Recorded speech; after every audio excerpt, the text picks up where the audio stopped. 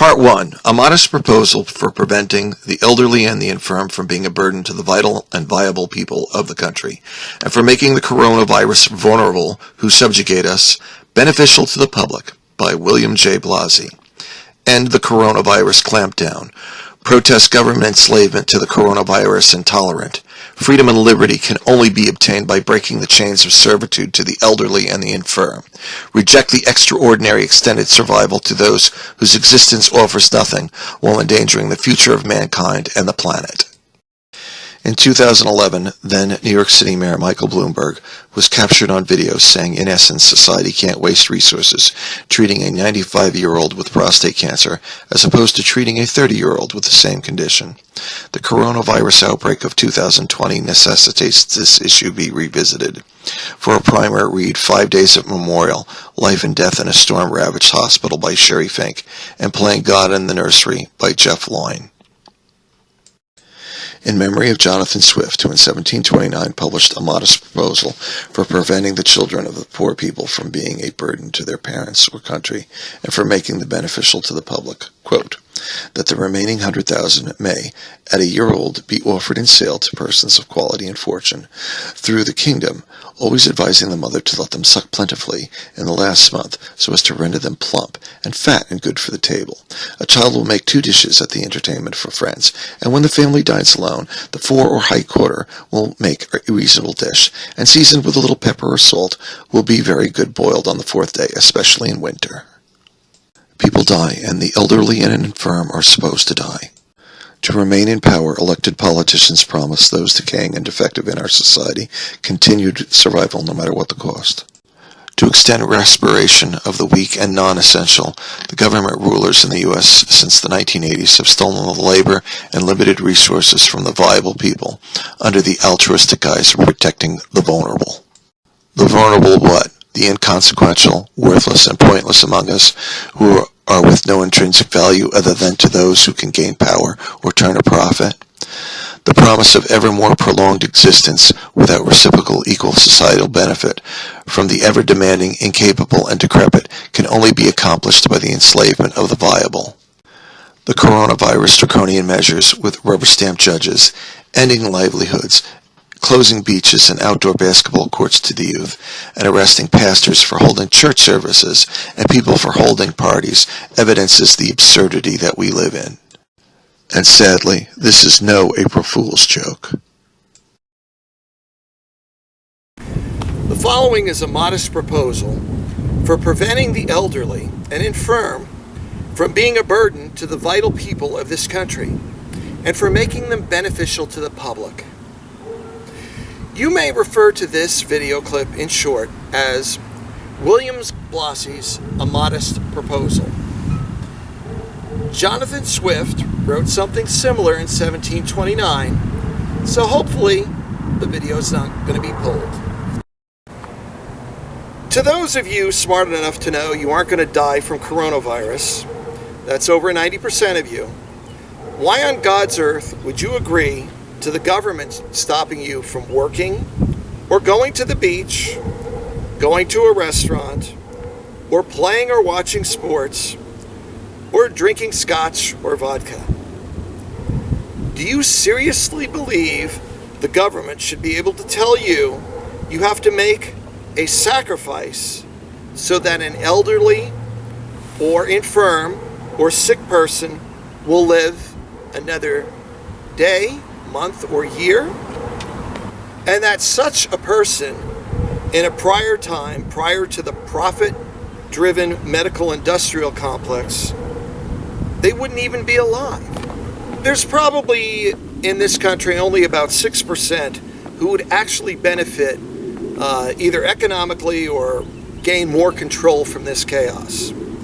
Another 20% of this country that is elderly or infirm would advocate human sacrifices if they thought they could survive another day.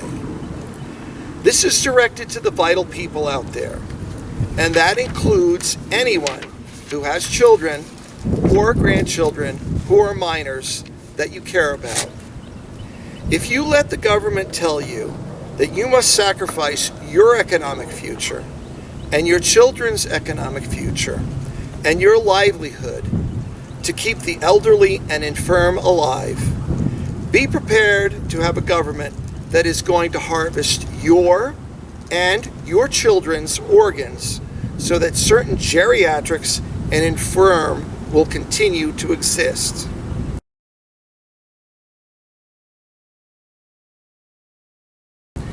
This has never been a society that has required people to make sacrifices to keep another alive, and for good reason. We are living in a sci-fi horror movie, something like 1984 meets Daybreakers meets Frankenstein. Will the government force our young minor children to donate kidneys, bone marrow, lungs, and liver to people in nursing and convalescent homes to keep the decaying elderly surviving and leeching off the rest of us? And propping up the Frankenstein industries of doctors, hospitals, nursing homes, and the pharmaceutical industries? Is the vital population mere cattle for the government to dole out to the vampires to feed on? After a head-on collision with a truck on February 13, 2019, organ recipients were contacted, and 18-year-old Corinne Linkowski's life support was turned off on February 17th. A 60-year-old woman received her lungs, a 65-year-old woman received her right liver lobe, a 3-year-old girl received her left liver lobe, and a 9-year-old girl received her heart. Is it worth the cost to society to give a 60-year-old chain-smoking female 2 transplanted lungs? And how long will the 9-year-old girl live with a transplanted heart, and what will her life accomplish?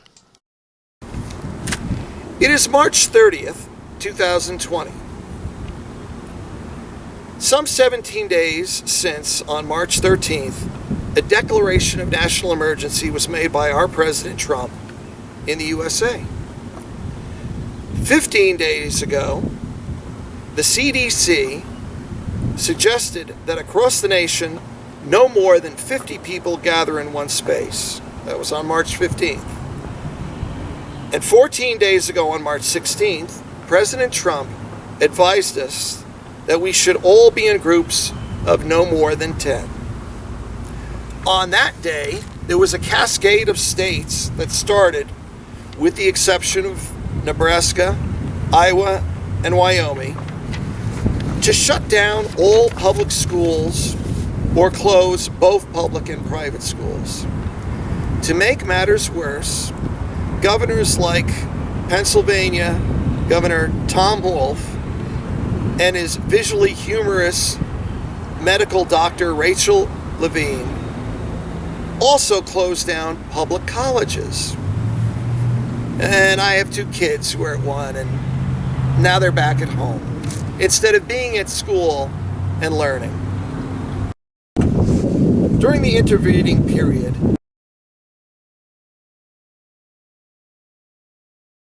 states were shutting down life as we know it and prohibiting non-essential businesses from operating under the threat of loss of business license.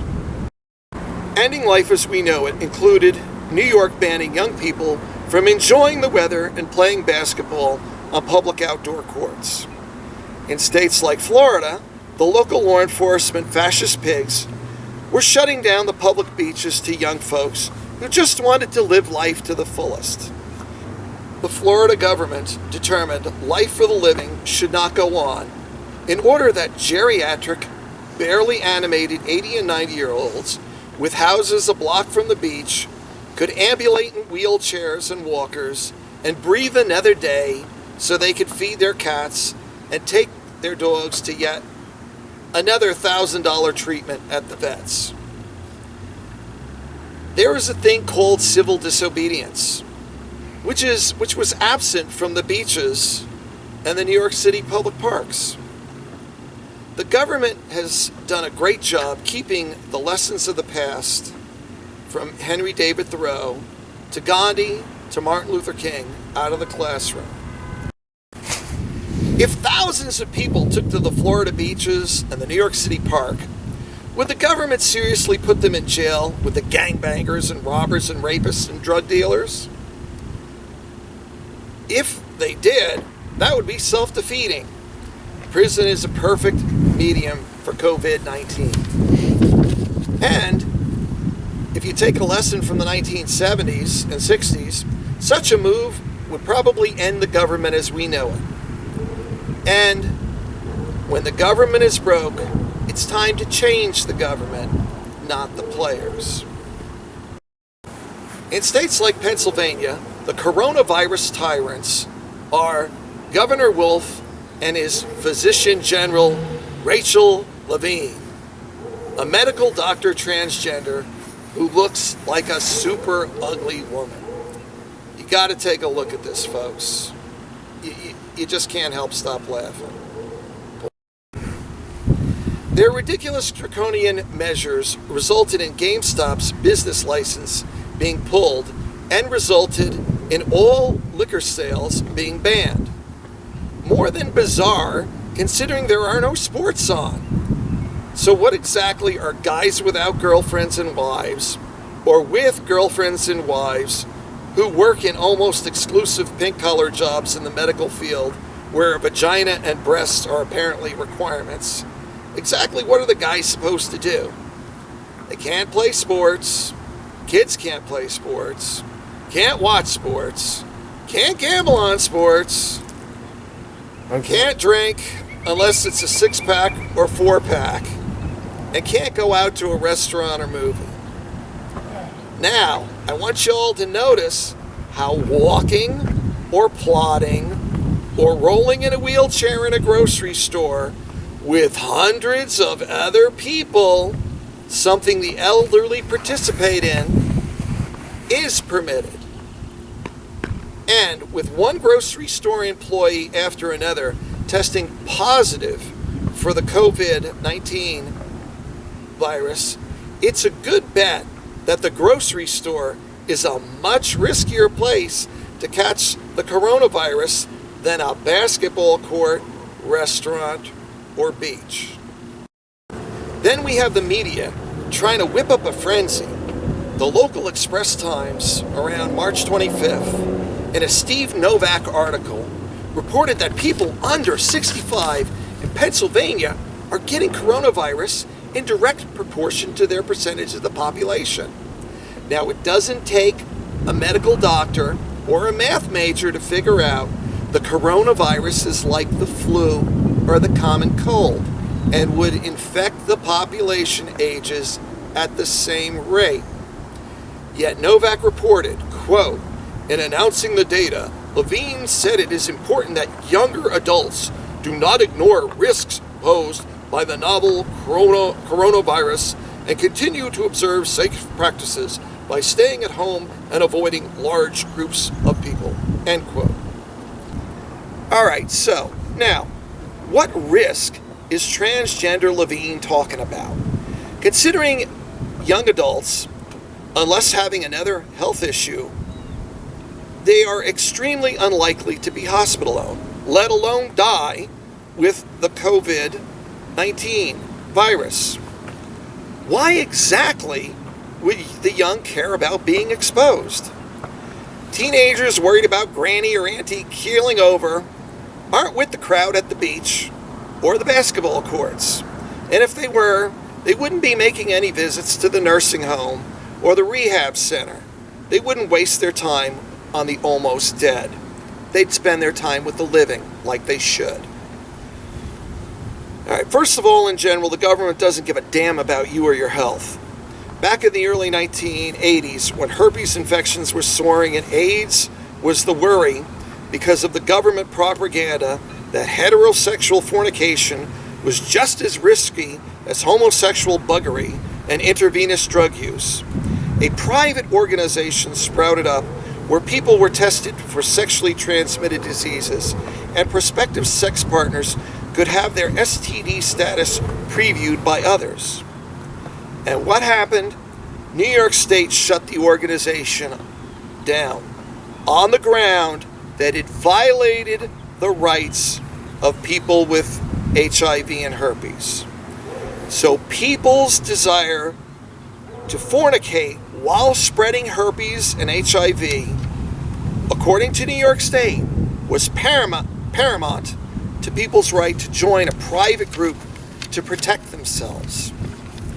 All right, you're going to have to search the old newspaper articles for this fact, since the government is busy scrubbing the internet of references to facts which show the government is not for the people, but only exists to further the interest of certain people.